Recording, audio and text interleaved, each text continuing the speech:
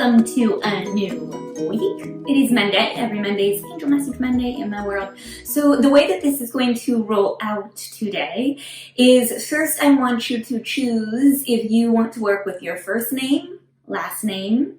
Suppose you could do middle name. So that's the first choice that you have. So choose if you want to work with your first name, your last name, or I guess you could choose your middle name too. So make that choice. And when you have that choice, the first positioning, the first card that I'm going to choose is going to be linked to letters A through F. The second card that I'm going to choose is going to be linked through letters G through O. And the third card that I'm going to choose is going to link to the letters P through Z. It's a little more complicated today. I'm making you think. If you're watching this early in the morning, you're welcome. So press pause if you need more time. If you're choosing to work with letters A through F, the first card I'm choosing is for you. I'm choosing it right off the top, and it is knowledge and cultivation. So a couple of things. For one, even though Archangel Gabriel is pictured on this card, I'm actually really linked to Archangel Raguel, and it's a learning to come into harmony is the message that I really get in this position. The card itself is all about developing your spiritual path, your knowledge, by cultivating knowledge and learning in the direction that you want to go. I would say to work with, if you're walking through the front door, to the immediate left-hand sector of your home. If you're in play-by-play feng shui, check that area out. Watch that video. Watch that Bagua map video.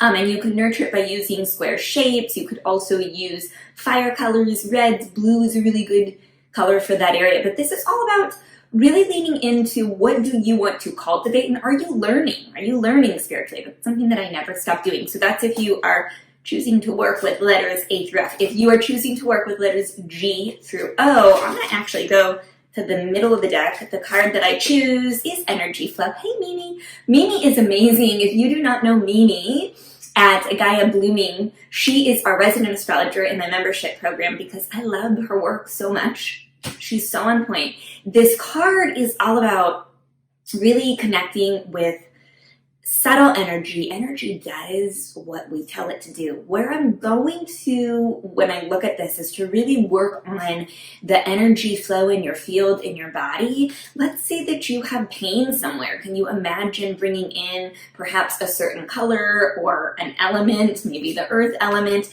into that area of your body, asking your body what it really needs? This is also a really good reminder to declutter, because in our spaces, in our homes, in our lives, if we have clutter and stuff that is where it doesn't belong, then the energy flow is really sort of messed up.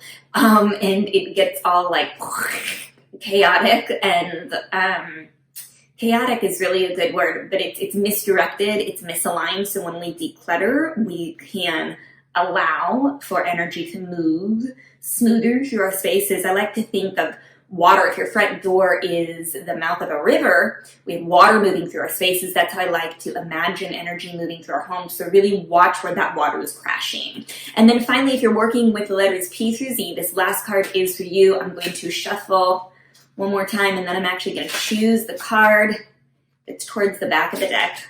Crystals. Can you work with crystals? Another card really linking me to Archangel Raguel today. So there's a big presence, especially if that's first card or last card is what you chose. So with that being said, I'm going to invite you to work with maybe Angelite stone or perhaps labradorite.